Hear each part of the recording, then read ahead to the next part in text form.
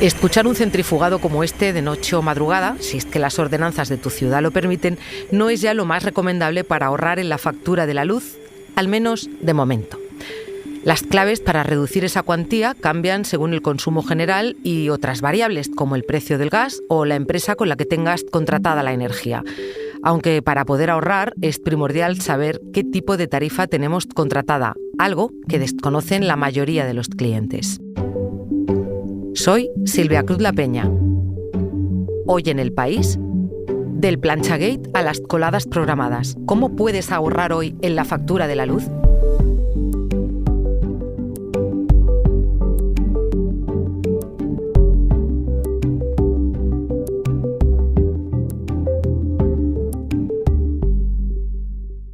El interés de españoles y españolas por saber si poner una lavadora por la mañana era más caro que por la tarde empezó en 2021. Cristina Delgado, que hoy es subdirectora y responsable de la web, era entonces la redactora jefa de Economía en El País. El sistema con tramos más caros y más baratos en la factura de la luz según la hora lo lanzó el Gobierno en junio de 2021. No era fácil explicar aquello, que nadie entiende la factura de la luz no es un secreto. El Gobierno lo sabía y organizó muchas campañas, reuniones. El caso es que nosotros, desde el periódico, quisimos hacer el tema más digerible, que lo entendiera por fin todo el mundo. Publicamos bastantes cosas didácticas, qué cambia, cómo entender la letra pequeña, cómo aprovecharlo. Pero es que al final la pregunta que todos nos hacíamos era la misma. Vale, pero esto en euros, ¿cuánto es? La cuestión es que en el primer diseño, las horas valle, el tramo más barato, iba de 12 de la noche a 8 de la mañana. Y por simplificar, pues calculamos qué podías hacer de verdad en esas horas sin que te matara el vecino. Vamos, por poner un ejemplo concreto, así cotidiano. En la web acabamos titulando uno de los artículos «Si planchas de madrugada te puedes ahorrar 38 euros al año». La verdad es que aquel titular se hizo todo un poco bola. Que si el Gobierno te iba a obligar a planchar por la noche, se llenó todo internet de memes. Vamos, el Planchagate lo acabaron llamando. Creo que al final a todos se nos quedó grabado que la luz por la noche es más barata. Pero es que ahora resulta que ya ni siquiera es así. Nacho, seguro que tú también te acuerdas de todo esto que contaba Cristina, ¿no? Perfectamente. Justo en esas fechas, de hecho, ese verano empezaba a escribir de energía en El País. No lo sabíamos, pero estábamos a un paso de la mayor crisis de precios hasta donde alcanza la memoria. Nacho Fariza es mi compañero de la sección de Economía y Nacho, estás hoy aquí porque en 2021, como decía Cristina, hablábamos de poner lavadoras después de las 10 de la noche para ahorrar, pero esto en septiembre de 2024 ya no es así. Pues no, Silvia, ya no es así. De hecho, ahora mismo, y por raro que pueda parecer, es más barato, mucho más barato, según qué días, poner la lavadora a mediodía. Pero siento decirte que Cristina también tiene razón en eso de que no es fácil explicar las cuestiones económicas de una manera sencilla. Ya. Y los consejos que te puedo dar hoy para ahorrar pueden servirte a ti, pero no a tu vecino, o al revés. Me lo imaginaba, pero vamos a intentarlo, Nacho. Para empezar, ¿por qué los consejos que me vas a dar hoy para ahorrar en la luz no son aplicables a todo el mundo? Pues básicamente porque no todo el mundo tiene el mismo tipo de contrato. Tu madre, incluso estando en la misma compañía en la que puedas estar tú, puede tener uno diferente del tuyo. Y tu vecino, del que hablábamos antes, también en la misma eléctrica, otro completamente diferente al de vosotras dos. Ya. El mercado eléctrico es, en fin, un universo amplísimo, podríamos decir, ¿no? Con centenares de opciones diferentes para todo tipo de consumidores. E incluso con contratos ad hoc, si llevas un tiempo en la misma eléctrica y sabes pelearlo bien.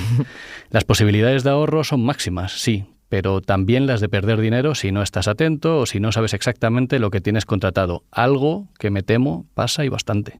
Nacho, entiendo que cada una tenemos contratos distintos con empresas distintas y, por tanto, tarifas distintas. Justo. Las familias, los hogares, pueden optar grosso modo por dos tipos de mercados. El regulado, en el que el precio varía hora tras hora y día tras día en función de si hace sol o viento o de si la demanda es mucha o poca, o el libre, en el que firman un contrato a su gusto con la comercializadora que elijan. Y en el que en los últimos años han proliferado también los precios fijos, en los que se paga lo mismo, planches cuando planches, cocines cuando cocines, en fin, gastes cuando gastes. Y que no suelen ser precisamente los más convenientes. Nacho, ahora me vas a explicar por qué no son convenientes, pero antes de seguir, yo tengo que confesarte que no sé si mi factura es del mercado regulado o del libre. ¿Cómo puedo saberlo? No te preocupes, Silvia, porque no eres ni muchísimo menos la única. Imagino. En las encuestas que hace cada cierto tiempo la CNMC, el regulador, 3 de cada 4 españoles confiesan desconocer las diferencias entre el mercado libre y el regulado. 3 de cada 4. Y 2 de cada 3 no saben qué tarifa tienen contratada ellos mismos.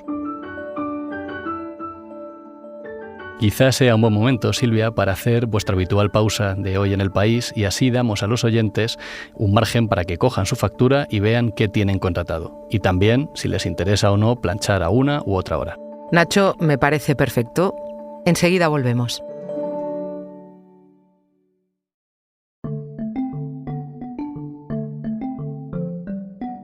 Nacho, estabas a punto de explicarme cómo saber si nuestra compañía de la luz es regulada o de mercado libre, con la factura en la mano. Lo más importante es ver quién nos manda esa factura. Si es Cura Energía, Gas and Power, Energía 21 o Basser, estamos en el mercado regulado. Si es de cualquier otra, Silvia, estamos en el libre. Y es importante saberlo porque nada nos obliga a estar en uno o en otro. Tenemos, como decíamos antes, decenas, centenares de opciones posibles entre las que elegir. ¿Y qué ventajas tiene cada una? En el regulado, Silvia, el precio varía hora a hora en función de una serie de parámetros ajenos a nuestro control, como el viento que haga, el sol o lo que consuman el resto de hogares y de empresas. Pero también tiene algunas ventajas. La noche antes, por ejemplo, puedes saber muy fácilmente cuáles serán los precios del día siguiente y a qué hora te conviene poner esa lavadora, el lavavajillas o cargar el patinete o el coche eléctrico si es que ya tienes uno. Además, el margen de ganancia de la eléctrica que te vende esa electricidad viene fijado de antemano por el gobierno y el término de potencia suele ser mucho más bajo que en el libre. Hago un breve inciso, si te parece, en esto último, sí, porque es importante. Si queremos ahorrar, un buen consejo es siempre bajar la potencia contratada, porque son muchísimos los consumidores que pagan de más cada mes por tener más potencia contratada de la que realmente necesitan. Es un error muy común, Silvia, y que tiene fácil solución. Nacho, ¿y esto es fácil de pedir y de conseguir con nuestra compañía eléctrica?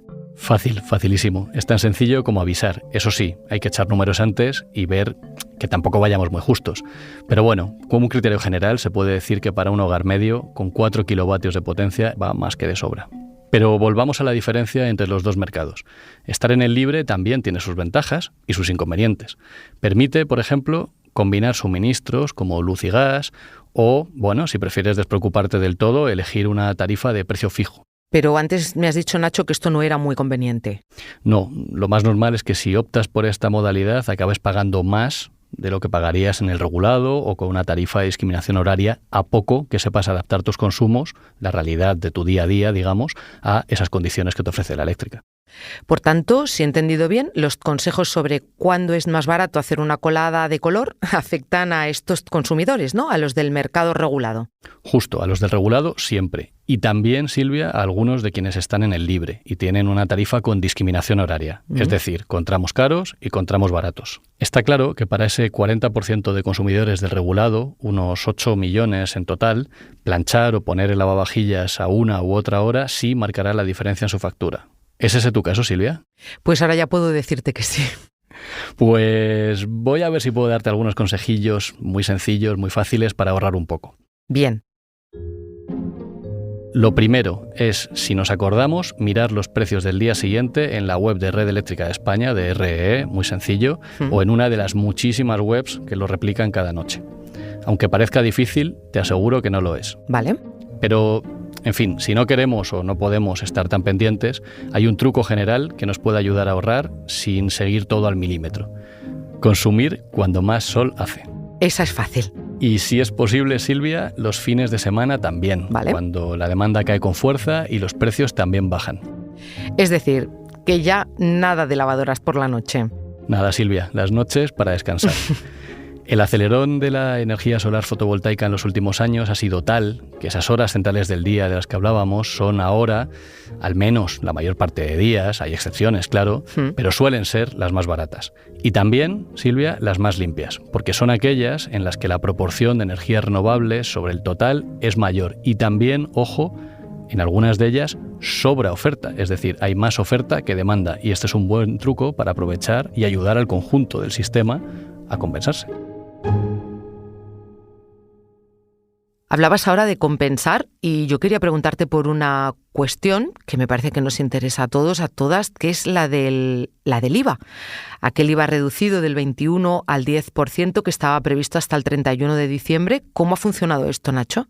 Pues mira, Silvia, aunque ya temperada, la fortísima subida de precios durante la crisis energética también ha tenido impacto sobre la fiscalidad de la luz.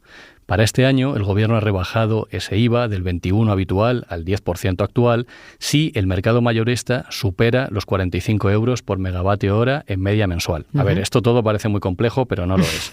Ahora mismo estamos claramente encima de ese umbral y muchísimo tendrían que cambiar las cosas en lo que queda de 2024 para que volvamos otra vez al IVA al 21. Es decir, de aquí a final de año, prácticamente seguro, el IVA va a estar al 10% en nuestras facturas. Está claro que es bueno para el bolsillo, sin duda, pero dime, ¿cómo le está sentando eso a las arcas públicas? Pues no tan bien.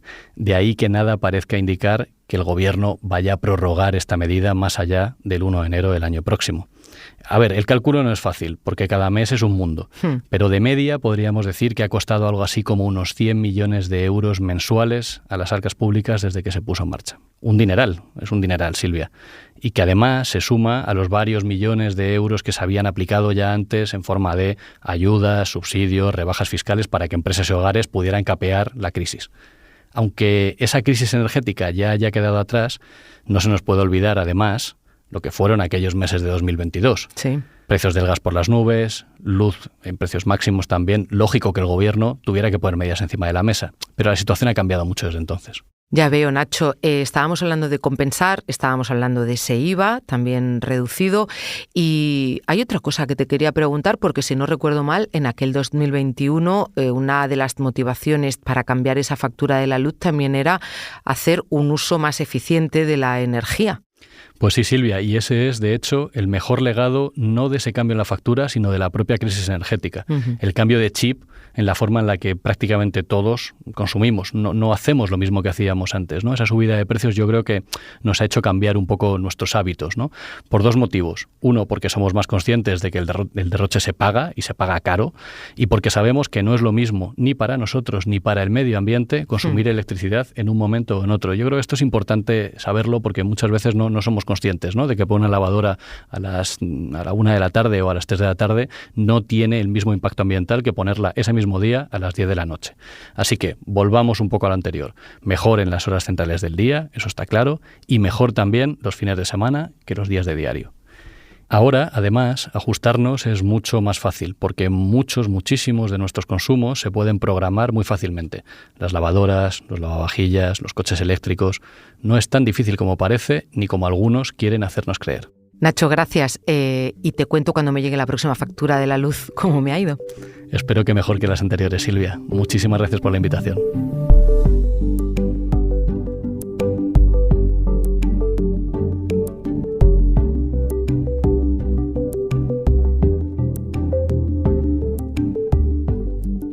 Este episodio lo ha diseñado Nicolás Chabertidis. La edición es de Ana Rivera.